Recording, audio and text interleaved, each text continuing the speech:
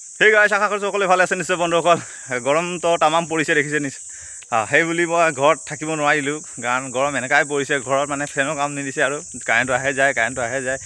আমাৰ ঘৰৰ ওচৰতে ৰিজাৰ্ভ এখন আছে বুলি আপোনালোকে জানে, যিসকলে নাজানে তেওঁলোকক মই কৈছোঁ আমাৰ ঘৰৰ ওচৰত ৰিজাৰ্ভ এখন আছে।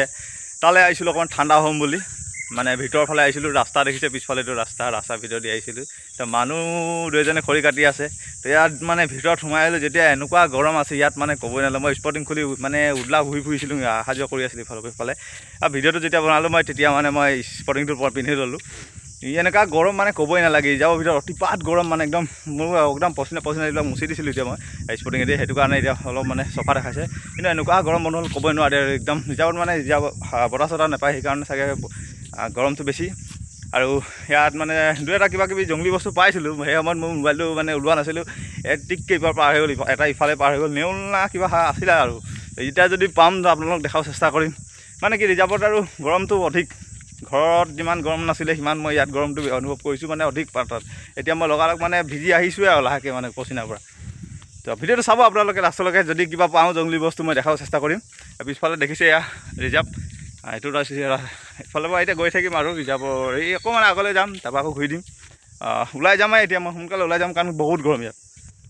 বন্ধুসকল গৰম পৰিছে মানে কিছুমান মানুহ এনেকুৱা আছে আহি ল'ব ওচৰত, বৰ গৰম পৰিছে। আৰে ভাই গৰম পৰিছে, মই জানো গৰম পৰিছে, মোকো গৰম লাগিছে, ময়ো মানুহ মোকো গৰম লাগিছে, তাকো গৰম লাগিছে। কিছুমান মানুহ আছে বৰ গৰম লাগিছে, বৰ গৰম লাগিছিলে। আৰে ভাই গৰম পৰিছে সেইকাৰণে গৰম লাগিছে, গৰম নপৰিলে গৰম নালাগিব। তো গৰমটো মানে অনুভৱ কৰিব লাগিব, গৰমটো সহ্য কৰিবলৈ কেপাচিটি থাকিব লাগিব। অকল এনি টাইম গৰম লাগিছে ক'লে নহ'ব। গছ চছ লগাব লাগিব, তেতিয়াহে গৰমটো কমিব।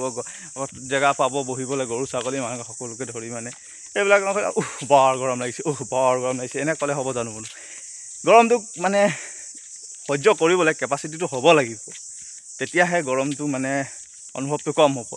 সেই গতিকে মই অকণমান মানে ঠাণ্ডা হ'বলৈ, কিন্তু ঠাণ্ডা হ'বলৈ কি হ'ম, ঠাণ্ডা গৰমেই হৈ গ'লোঁ মই। আৰু এতিয়া আৰু আপোনালোকে কাৰোবাক যাতে মানে ধৰি লওক এনেই আৰু কাৰোবাক মানে এনেই উল্টা পুল্টা কৈ নিদিওঁ, কাৰণ গৰমৰ টাইম হয়। এনেই মাথাটো চবৰ গৰম হৈ আছে, কিবা উল্টা পুল্টা কৈ দিলে আৰু গৰমত আৰু জানে আৰু চবৰ তালুটো গৰম হৈ আছে এতিয়া।